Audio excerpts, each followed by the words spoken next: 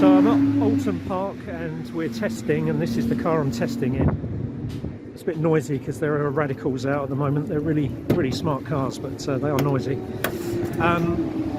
So very similar to my setup. Should turn that off.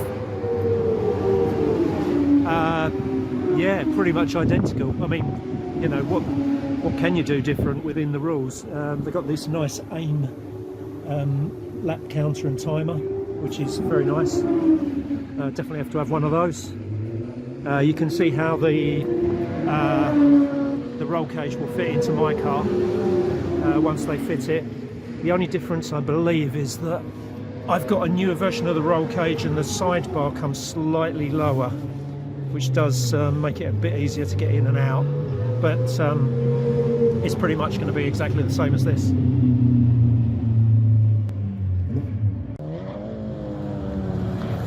Here comes our car with David driving.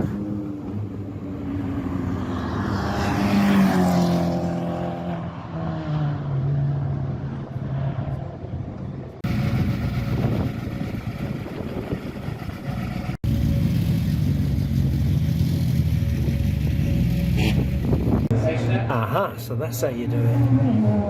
The fire extinguisher cable and is that the only one?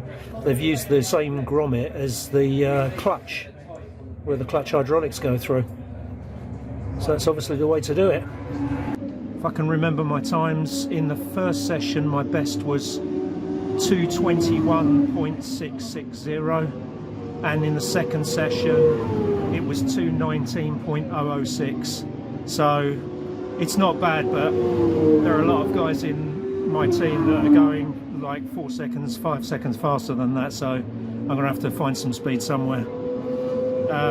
But I was gradually getting faster and I'm getting more used to it, so we'll see what we can do tomorrow in qualifying.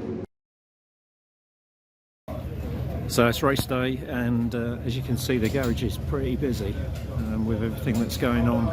This is Toby's car.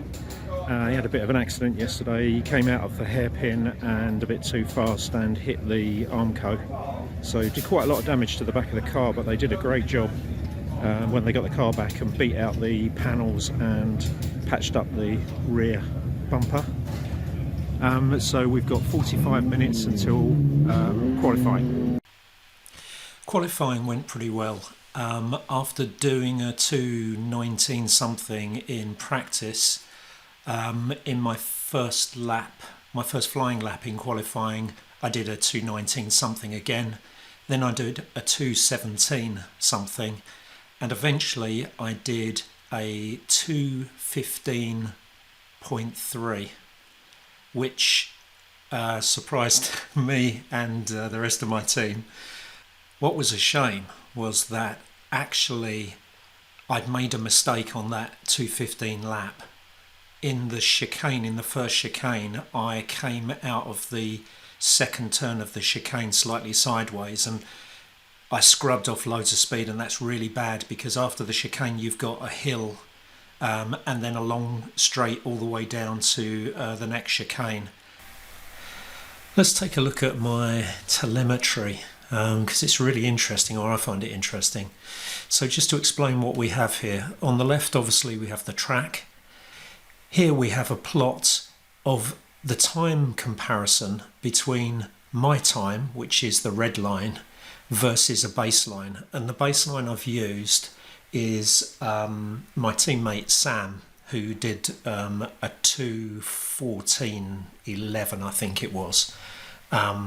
So I wanted to see where I was faster and slower than him during the lap.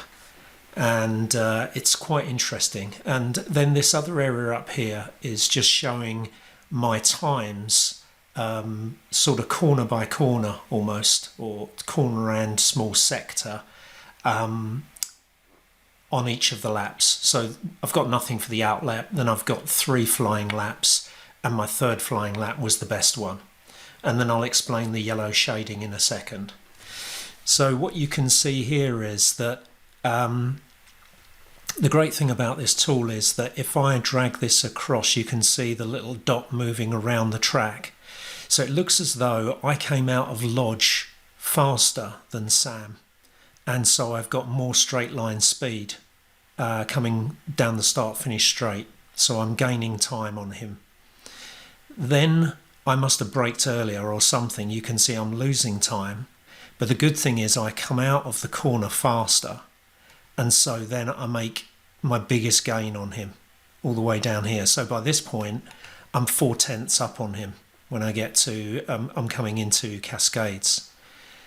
Entry into Cascades, well, I don't know, I'm going around Cascades slower, but I seem to be coming out faster again, so I'm gaining again, but obviously I've lost an awful lot there. I've lost, what, 3/10 in Cascades compared to Sam.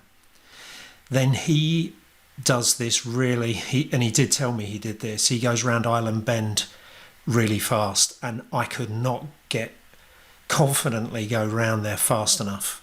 I really need to work on that if we race again at Oulton, because that, you can see, that's cost me a heck of a lot of time. So I've lost probably I've lost a quarter of a second there just on Island Bend.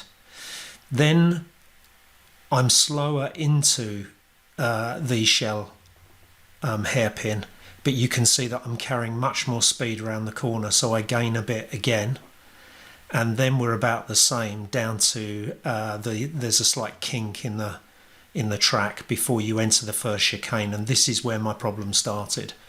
So I went into the first chicane, I'm losing time going in, but as I'm coming out, actually I'm losing a lot of time going in, but I come out slower when I come out of that second one, and that is because as I came out of the right hand turn of the chicane, the car went slightly sideways and I scrubbed off a lot of speed, and you can see that now. I'm paying for that all the way up the hill, and then all the way down towards the second chicane. The second chicane, there's a telling thing there. I'm braking. I must have braked too early, because then I must get back on the accelerator. I guess that's not necessarily true. That could be just the way Sam's braking. Anyway, I'm losing time going through the first part of the chicane. Then I gain a bit as I'm going between the chicane and Knickerbrook. A bit slow around Knickerbrook. Then we're about equal. Then he's taking Druids faster than me. And then we're about the same, and then I'm doing something wrong at Lodge. You can see that I'm losing loads of time at Lodge. And then, yeah, that obviously on this lap I carried less speed down the start finish, or through Deer's Leap, is that what it's called? That bit before the start finish straight. So yeah, I'm losing time there. But the interesting thing is, so you can see that basically from this point here, which is no, not from that point there, it all goes wrong in that first chicane. But if you look at my previous lap actually, so the shading here, the yellow shading, is showing the fastest sort of mini sectors. They're not true sectors, but the fastest sections of the track for my laps. And you can see I'm fast through the first part of the lap, which is what you'd expect. And then you can see that on the previous lap I was faster in the second sector. And so if I had have put that all together, my theoretical best, if I could have put that all together, my theoretical best would have been 2:14.406. So if I'd have put the first part of the lap together with the second part of the previous lap, I would have done a 14.406. So really interesting to look at this and learn about, you know, places where you can improve.